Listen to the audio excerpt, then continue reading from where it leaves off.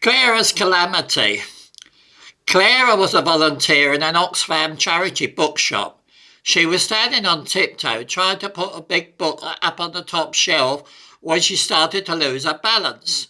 She grabbed onto the bookshelf and it fell on top of her, pinning her to the ground as she fell backwards. Sonia, the shop leader, looked at the books scattered on the floor, some with the covers half torn off. Also, several of the shelves in the top of the bookshelf were broken. "Look what you've done," she shouted. "Why can't you be more careful? Look at all these books you've damaged and what you've done to the bookshelf." "What about me?" groaned Clara. "I've got a heavy piece of furniture and loads of books on top of me." "Are you all right, dear?" said an elderly woman customer, bending down and trying in vain to lift the bookshelf off Clara. A young man walked into the shop, saw what had happened, and rushed over to release Clara from the heavy object on top of her. "Are you badly hurt?" he asked. "Perhaps we could call an ambulance." The old lady said, "That's how my late husband died. A big wardrobe fell on top of him and he had a heart attack."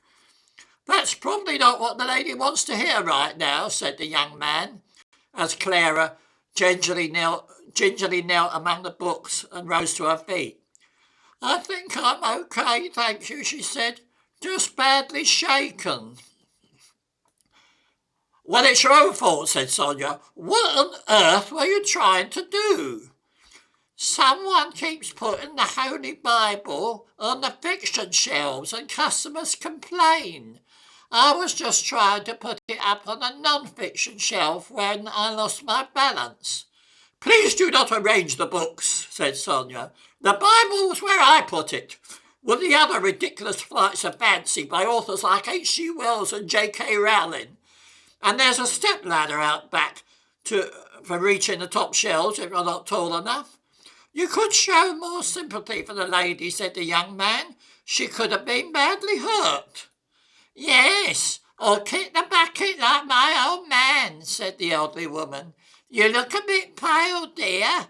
Perhaps you should get checked out at the hospital.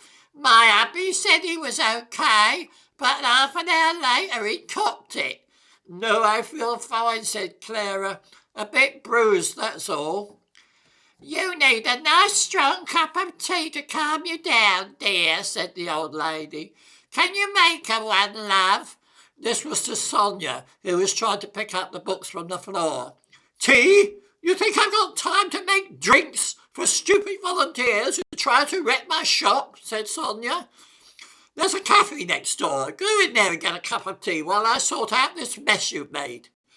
Just then Donald came in, another volunteer who was always grumpy.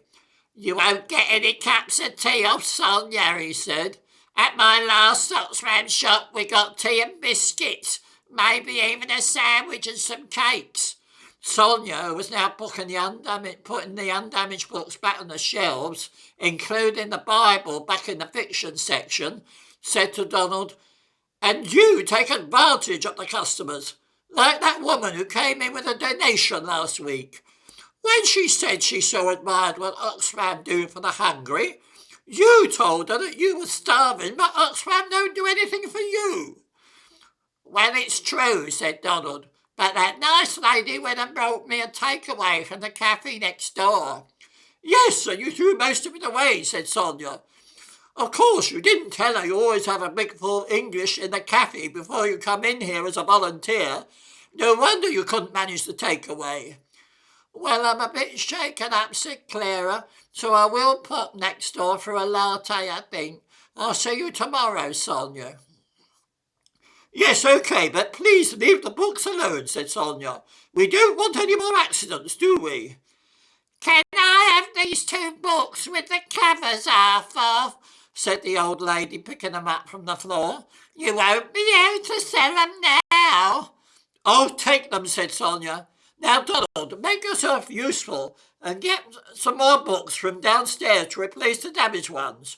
Really, the volunteers I have to put up with. Telling customers they are hungry, questioning my decisions and damaging our books in the process, and expecting collecting cakes and cups of tea. It's all too much.